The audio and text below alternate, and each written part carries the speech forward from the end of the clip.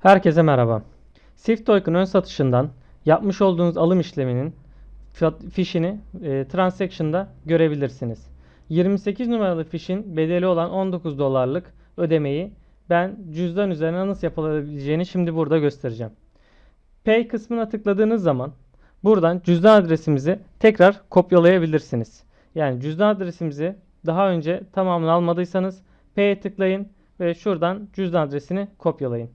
Daha sonra Binance ya da diğer borsalardaki hesaplarınızda çekme kısmına spot cüzdandan çekme kısmına geleceksiniz. Ne gönderecekseniz karşı tarafa onun çekme butonuna da basabilirsiniz. Ya da dediğim gibi direkt çekmeye de tıklayabilirsiniz. Kripto para çek kısmında göndereceğiniz para tipini seçmeniz gerekiyor. Burada ben BNB'yi seçiyorum. Demin kopyaladığımız adresi buraya yapıştırmamız gerekiyor. Yapıştırıyorum. BEP20 ağını otomatik olarak seçti. Eğer otomatik olarak seçmezse sizin marketinizde veyahut da göndermek istediğiniz yerde BEP20 ağını seçin. Göndereceğiniz bedeli buraya yazmanız gerekiyor.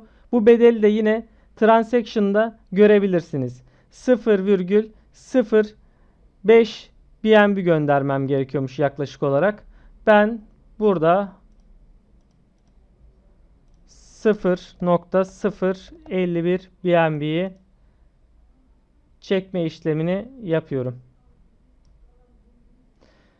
Transfer ağı olarak tekrar Binance Smart Chain seçildiğini söylüyor. Onaylıyor musunuz diyor. Onaylıyorum. İşlemin hangi adrese gideceğini gösteriyor. Devam diyorum. Kodlarımı alıyorum. Normalde sizin güvenlik seviyeniz neyse ona göre kod alacaksınızdır. Kodları giriyoruz. Muhtemelen Binance kullananlar para çekme yatırma işlemini daha önce defalarca yapmışlardır diye düşünüyorum.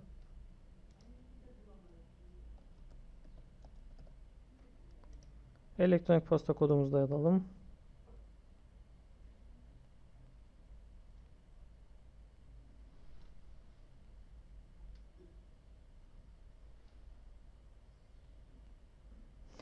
Burada dikkat etmeniz gereken husus, elektronik posta doğrulaması yapıyorsanız elektronik postanıza gelen kodu girmeden önce lütfen göndereceğiniz adresi tekrar teyit alın. Yani mailde yazan adresle bizim adresimizin aynı olduğuna emin olun. Yanlış yapılan gönderiler SwiftToken ekibini bağlayıcı değildir. Ve gönderiyi yaptıktan sonra işlem tamamlandığında şu şekilde bir önceki tamamlanan işlemde gördüğünüz gibi bir Transaction ID oluşacaktır. Bu Transaction ID burada oluştuğunda, sizin yaptığınız gönderide oluştuğunda o Transaction ID'yi muhakkak kopyalayın ve saklayın. Daha sonra da yine marketinizden, cüzdanınızdan bu ID'ye erişme imkanınız var. Talep edildiğinde bu ID'yi tarafımızla paylaşmanız gerekecektir. Şimdiden bol kazançlar.